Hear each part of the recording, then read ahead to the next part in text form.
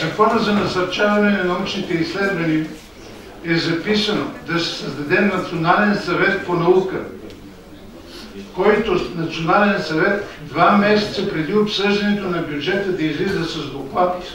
Съвет има в сайта на Министерството, но доклади няма. Търси ги, доклади на Националния съвет няма, който да се обсъжда състояние и перспективи на научните изследвания в България. Няма релация между публично и частното партньорство в областта на научните изследвания и иновации. Закон има за банички, за строежи, за всичко, но не и за наука и иновации. За реформите и свършвам.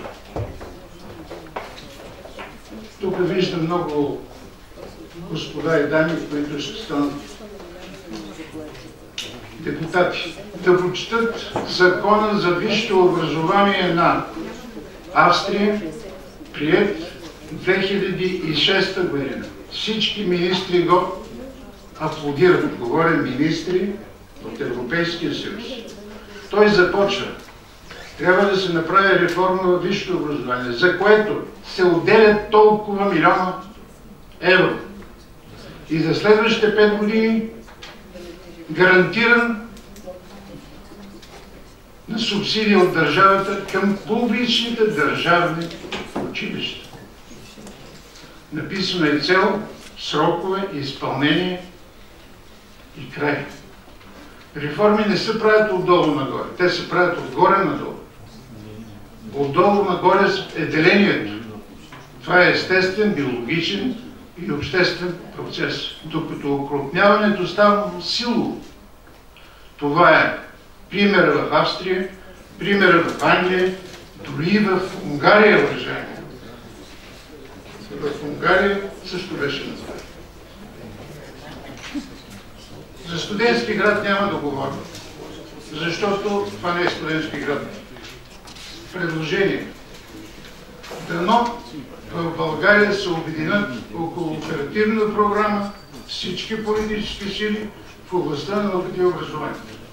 Беше направен един проект от Министерството, който дублираше кохезионните фондове, дублираше развитието на човешките ресурси и така нататък. И на каква стойност? 85 милиона евро. Вижте програмата на Чехия, вижте на програмата, има и в интернет, програмата на Словакия, те говорят за 2 милиарда и половина евро. Дано там се получи някаква кохезия и да излезе нещо от това. Завършайки, надявам се, че българското общество ще промени своето отношение към гилдията на учителите, преподавателите в ВУЗ, учените в БАН, защото те в крайна сметка създават гражданите или бих казал превръщат народа в нация. Благодаря. Да, благодарим за съдържателното изказване. Други колеги?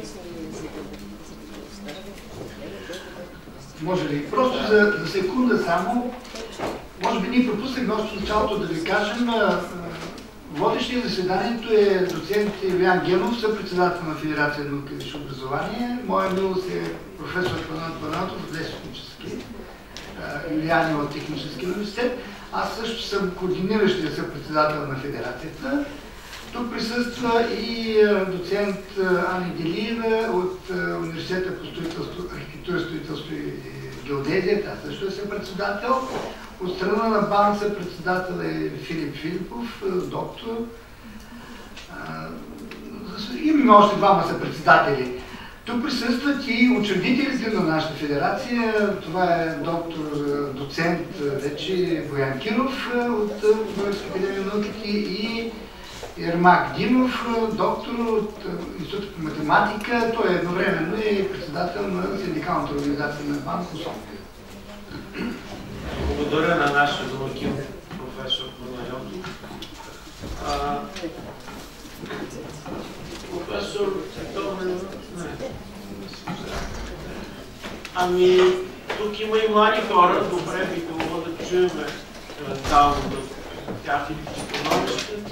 Аз ще дам думата на Желю Бойчев, който е водач на една от листите в Софийския район, 23-ти даден избирателен район, да сподели вижданията относно дискусията и да поеме известни ангажименти, разбира се, в тази насока.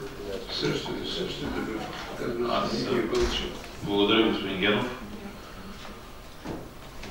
Искрено се надявам след това, което чух вчера, в целия ден бяхме в Студентски град с млади научни работници, студенти, с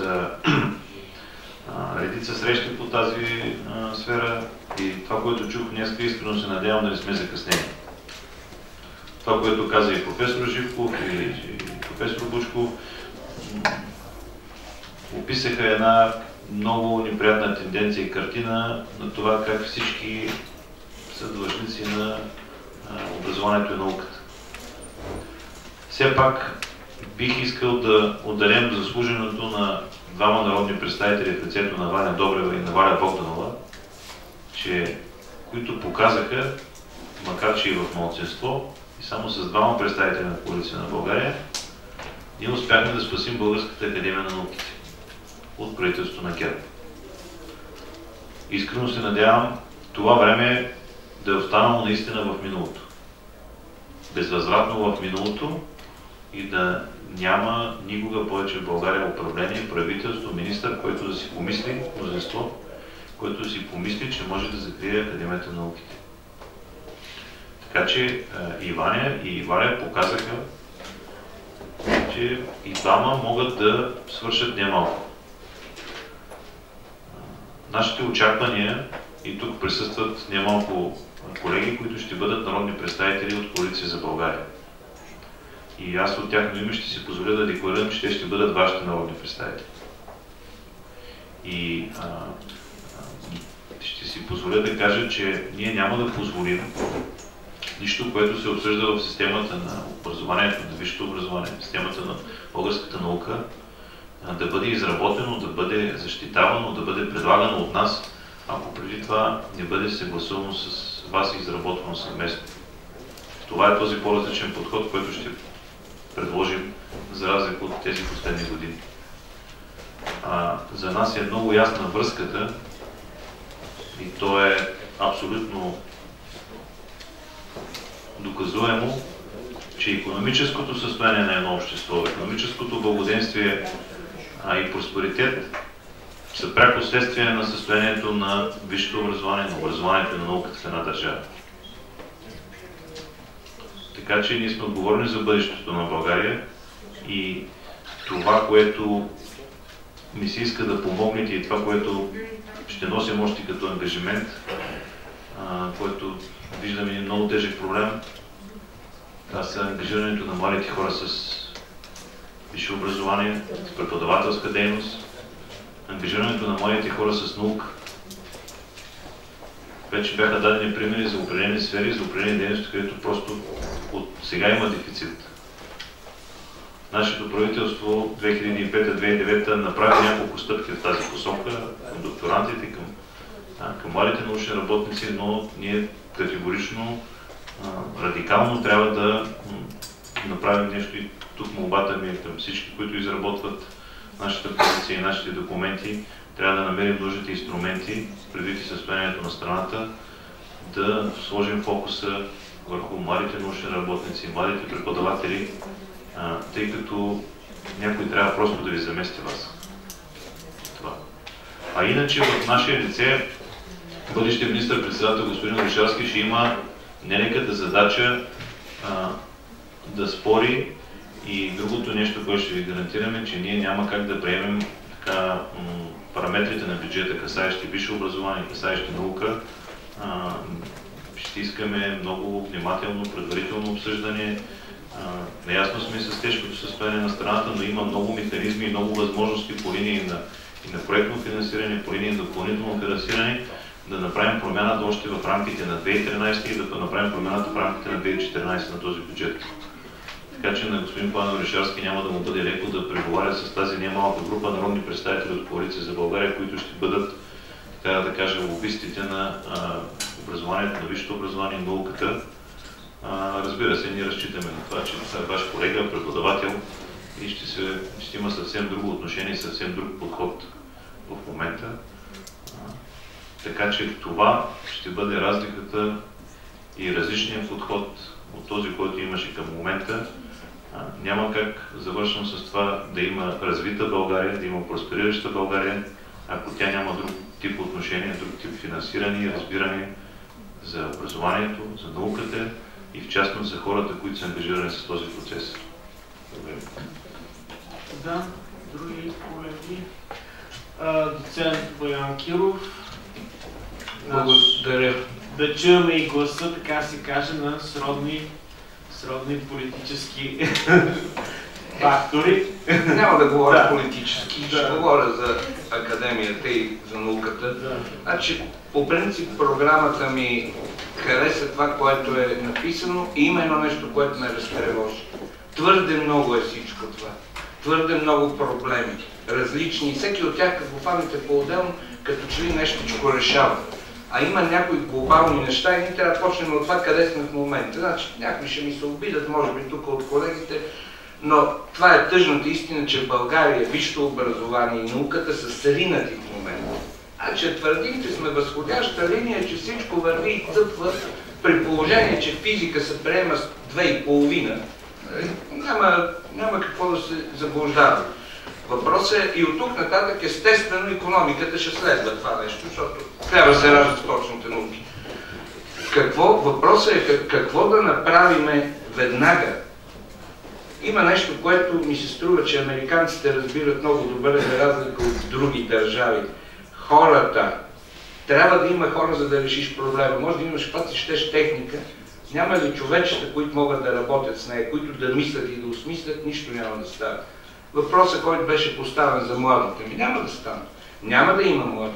В БАН заплата на професора 706 лева. Професора.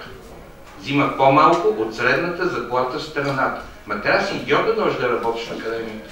Идиотите в България намаляват, което ме радва. Но няма млади хора, за съжаление, в тези области. Тоест, ние трябва да решим проблема с хората. Първо, мисля, че това е задача номер 1, което за БАН означава съществено бюджетно финансиране допълнително. Аз разбирам, че настоящата година това не може да стане.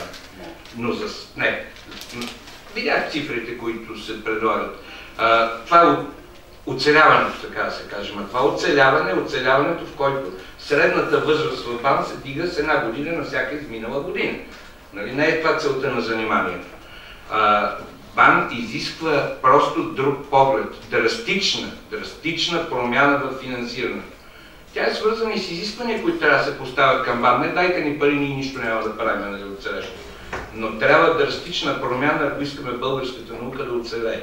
За съжаление, така или иначе, на този етап главният научен център е академията. Това най-вероятно е селско-стопанска и същата история, финансово не познавам добре, но предполагам. Втория момент, когато се отнася за хората, това е какво правиме вътре в вузовете.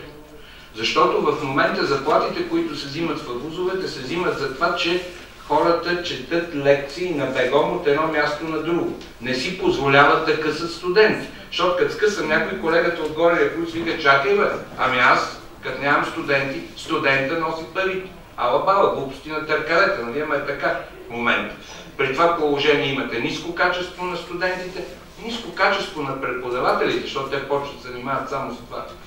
Аз не знам друга държава, освен България, където има университети, където всички приети завършват. Това чудо се случва само тук. Защото от това зависи заплатата на преподавателя. Тоест системата на заплащане на труда в университета трябва драстично да се промени. Това са две неща, които могат да се решат. Дето се казва първия ден на взимането на властта. Първия ден. И това са двете големи задачи, според мен, които трябва. И оттам нататък всичко друго трябва да се прави. Спора, който се води как да се финансира, дали да бъде, така да се каже, по договор или институтско. Значи във Франция, ако погледнете всички големи статии, написани, открития, това, което са от хора, които работят на твърди договори.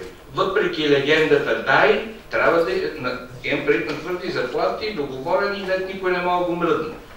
Тези, които са на договори, на всеки 2 години почват да правят новия договор, почват да мислят как да измъкнат парите и оттам нататък тази въртележка ги кара да занимават с друго, а не с научна дейност. Стабилните открития се правят от хора, които са спокойни за хляба си, които работят спокойно и се занимават с научни изследвания. Затова това забягване по договорната система също ми се струва, че е много вредно. Трябва институтски да бъдат осигурени университетите и академиите, нека да има хляб и масло, пък за червения хайвер от договори.